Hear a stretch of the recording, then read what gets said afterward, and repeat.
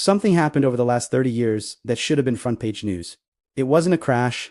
It wasn't a war. It wasn't a single law or crisis. And yet it changed how tens of millions of people live, work, and plan their future. Most people felt it before they understood it. They noticed that even with a good job, things felt tighter, that raises didn't to change much, that progress required leverage, not effort. What made it strange was that nothing looked broken.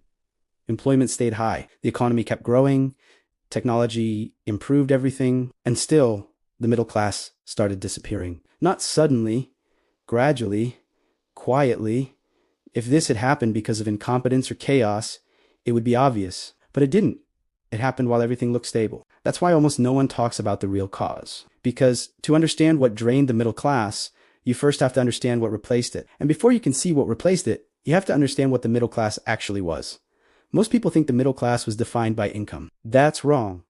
The middle class was defined by margin, the ability to absorb shocks, the ability to save without sacrificing dignity, the ability to plan 5, 10, 20 years ahead. Margin is what lets small problems stay small. And that margin didn't vanish because people got lazy. It vanished because something else slowly took its place.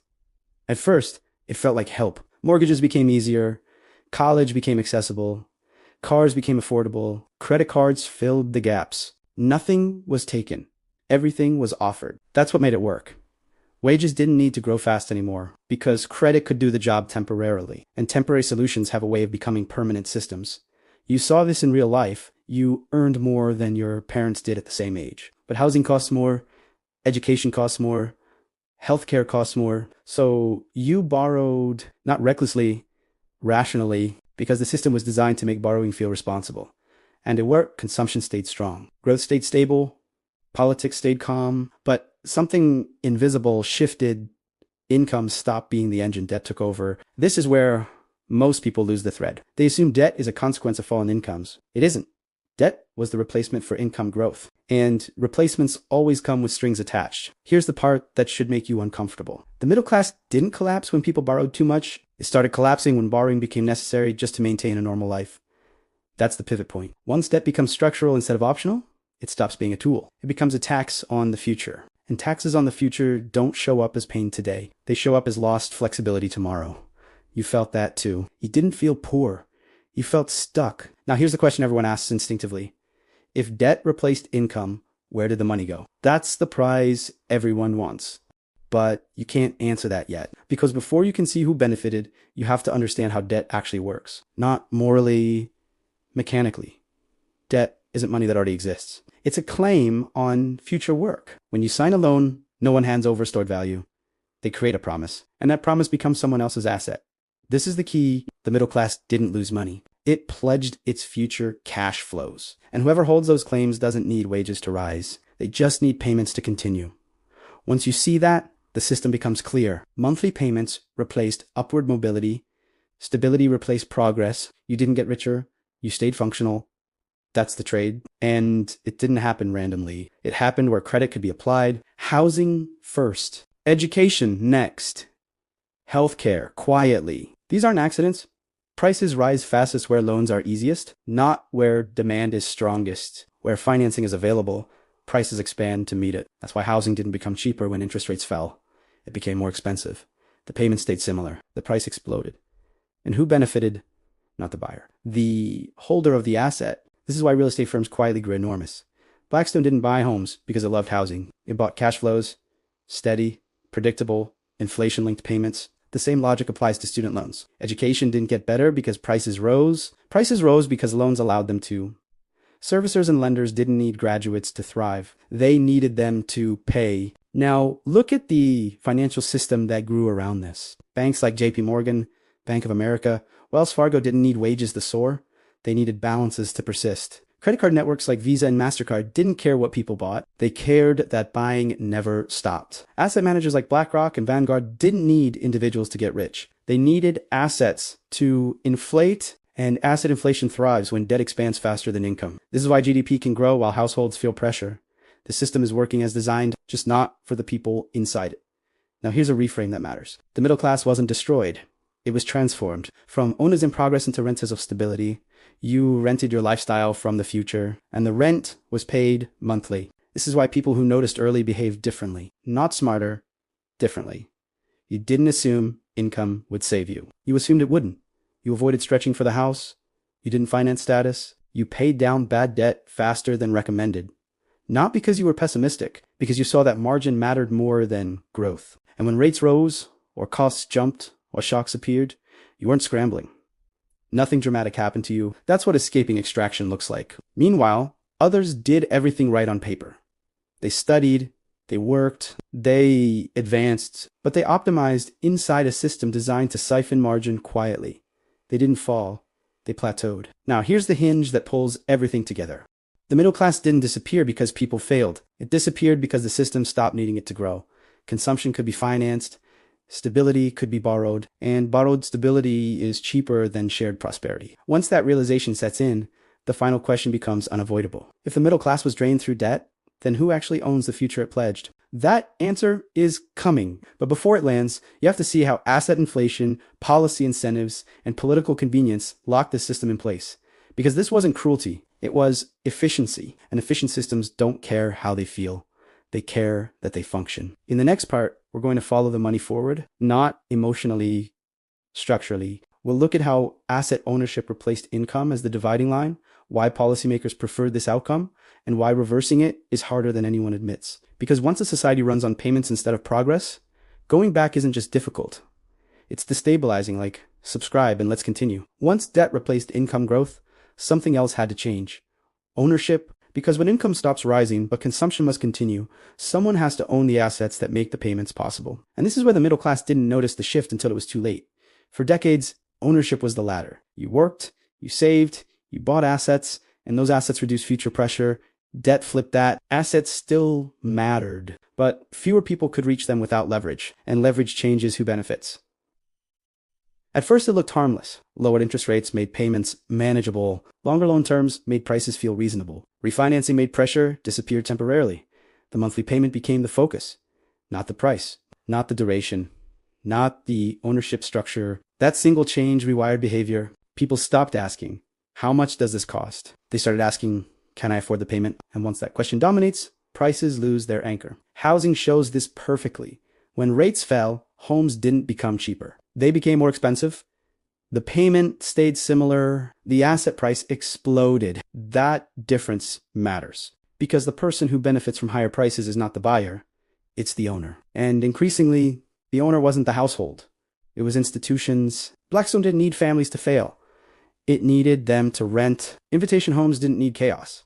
It needed steady payments. Real estate investment trusts didn't need appreciation alone. They needed predictable cash flows tied to inflation. Once ownership consolidated, the system stabilized around it.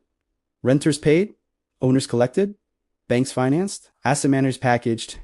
Nothing collapsed, but mobility slowed. The same pattern appeared everywhere. Credit could be applied. Education followed. Housing, student loans made higher education universally accessible and universally expensive. Universities didn't improve outcomes in proportion to price.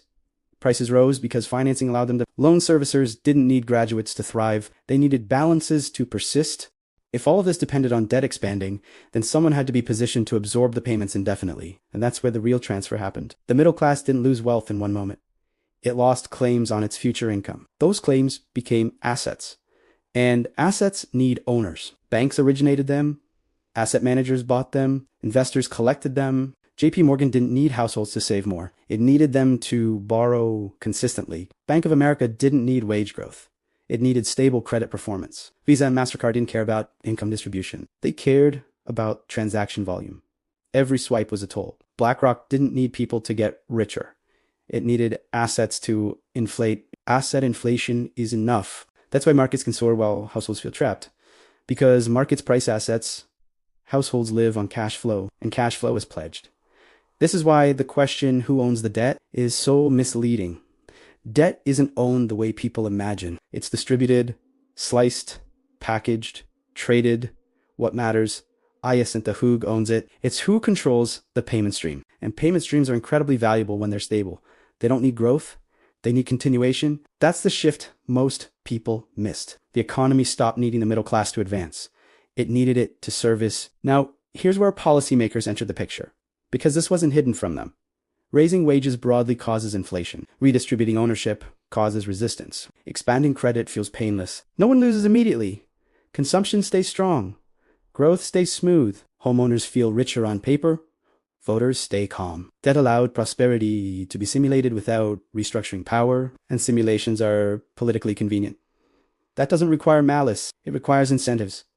Every election cycle rewards stability. Credit creates stability. Asset inflation rewards those who already own. That group votes. Renters complain quietly. Borrowers blame themselves. The system holds. This is why reversing it is so difficult. You can't remove debt without removing consumption. You can't deflate assets without political backlash. You can't raise wages fast enough without inflation. Every lever pulls another problem. So the system persists, not because it's fair, because it's balanced. Now, let's talk about the people who saw this forming. Not because they were geniuses, because they paid attention to pressure. You notice that raises didn't change your life. You notice that payments dominated decisions. You notice that flexibility disappeared. So you adjusted. You didn't chase maximum house. You didn't upgrade every time credit allowed it. You prioritized margin over status. You paid down high interest debt even when returns elsewhere looked better. That decision cost you short-term excitement. It saved you long-term freedom. When rates rose, your life didn't change much. When costs jumped, you adjusted without panic. Nothing dramatic happened to you. That's the outcome most people don't recognize as success. Others did what the system encouraged. Healthcare followed quietly. Insurance and billing complexity made prices opaque. Payment plans replaced affordability. Households didn't stop consuming care. They just deferred the cost. Debt didn't eliminate demand. It monetized it over time. Now, here's where the story tightens. They optimized monthly payments. They stretched time. They assumed growth would save them later. When conditions tightened, they felt trapped. Not ruined. Trapped. Now let's widen the lens again. This is why asset-heavy companies outperform labor-heavy ones over time. Labor needs raises to keep up. Assets don't. Companies that own assets benefit from inflation and credit expansion. Companies that rely on labor face margin pressure. That's why private equity thrived. It didn't invent extraction. It scaled it, buy assets, optimize cash flow, leverage cheaply, collect payments. That model works in a debt-based economy. Public companies that operate similarly benefit to utilities, infrastructure firms, REITs, insurance companies. They don't need growth. They need persistence. This is also why younger generations feel locked out. They aren't failing. They're arriving late to an ownership game that already consolidated. They rent what used to be owned. They service what used to be accumulated, and that creates frustration. That has no obvious target. Now we're close to the prize everyone wants. If the middle class was engineered into a payment layer, then escaping it requires understanding one thing above all else: where margin comes from now. Not income margin. Because income can be pledged, margin can't. In the next part, we're going to answer the final question directly. Who actually benefits from this system long term? Why it's so hard to reverse, and how people who escaped didn't overthrow anything. They simply stopped being the easiest source of extraction. Because once you see how the system feeds, you stop standing where it bites. At you saw me point, the question stops circling and demands an answer. If the middle class was turned into a payment layer, then who actually receives the payments? Not symbolically. Structurally, the answer isn't a single group or a secret owner. It's a set of positions in the system that collect without needing growth. That's the part most people miss. They look for villains. The system doesn't need villains. It needs continuity. Once future income is pledged, whoever sits closest to the payment stream benefits the most. Banks sit closest. JP Morgan, Bank of America, Wells Fargo don't need households to get richer. They need balances to persist and defaults to stay contained. Credit card networks sit even closer. Visa and MasterCard collect, whether you thrive or struggle. Every transaction passes through them. They don't take risk on income. They tax movement. Asset managers sit above that. BlackRock and Vanguard don't need borrowers to win. They need assets to inflate and remain liquid. When debt expands, assets rise. When assets rise, fees compound. No one needs to design this outcome. It emerges automatically. This is why asking who owns the debt misses the point. Debt ownership changes hands constantly. What doesn't change is who controls the flow. And flows are the most stable form of power in any system. Now here's the part that makes people uncomfortable. This system doesn't require people to fail. It works better when they don't. Defaults are bad for everyone involved. What the system needs is participation. Steady, predictable, long-term. That's why the middle class wasn't crushed. It was preserved just enough to keep paying. That balance is intentional, even if no one planned it consciously. Now let's talk about why this is so hard to reverse. Because many people assume awareness changes outcomes. It doesn't. Structure does. Raising wages broadly sounds like the solution. But if wages rise faster than productivity, prices follow. Inflation erases the gain. Redistributing assets sounds like another solution. But assets are politically protected. Those who own them vote. Those who don't are fragmented. Reducing debt sounds logical, but reducing debt means reducing consumption. And consumption is the engine that keeps everything stable. Every lever pulls against another. That's why the system keeps going. Not because it's moral, because it's balanced. Now let's bring this back to companies and markets, because this is where the pattern becomes visible. Companies that profit from payments outperform companies that depend on wages. Utilities DOT need customers to earn more. They need them to keep paying. Insurance companies, they need growth. They need duration. Infrastructure firms don't need optimism. They need usage. That's why asset-heavy sectors quietly outperform over long periods. It's not because they're innovative. It's because they sit on flows. This is also why labor-heavy companies struggle. Retailers, service firms, hospitality, they need wages to rise for customers to spend more, but wages are capped, so margins compress. Now, look at private equity. It didn't invent the system. It optimized it by assets, Uzi, leverage, extract cash flow, refinance, repeat. That model thrives in a debt-based economy. Public markets learn from it. REITs, infrastructure funds, dividend-heavy asset owners. These aren't exciting. They're persistent, and persistence wins when growth is uneven. Now let's talk about the people who quietly stepped out of the most extractive layer. They didn't reject the system. They repositioned inside it. You did that when you stopped chasing income growth as the primary solution. You realized income could be pledged, taxed, inflated away, or replaced. So you focused on margin. You reduced fixed obligations. You avoided permanent payments where possible. You prioritized flexibility. You didn't stretch timelines just because credit allowed it. You asked how quickly you could exit commitments. That question changes behavior. You also stopped assuming assets were optional, not speculative assets. Productive ones, assets that reduce future pressure. You didn't need to buy everything. You needed to own something that didn't require monthly permission to exist.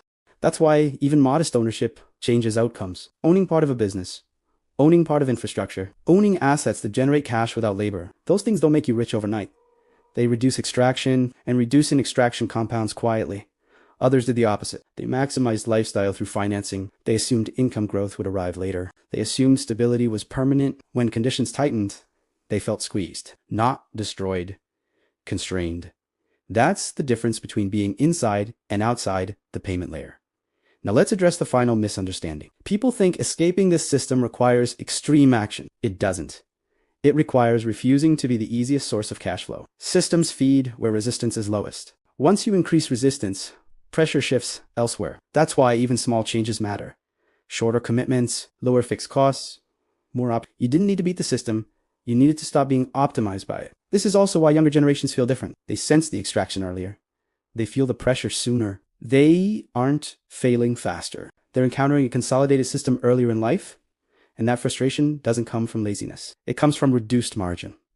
Now let's bring this to the end. The middle class didn't disappear because of a single policy or group. It disappeared because the economy found a way to function without sharing growth. Debt replaced income.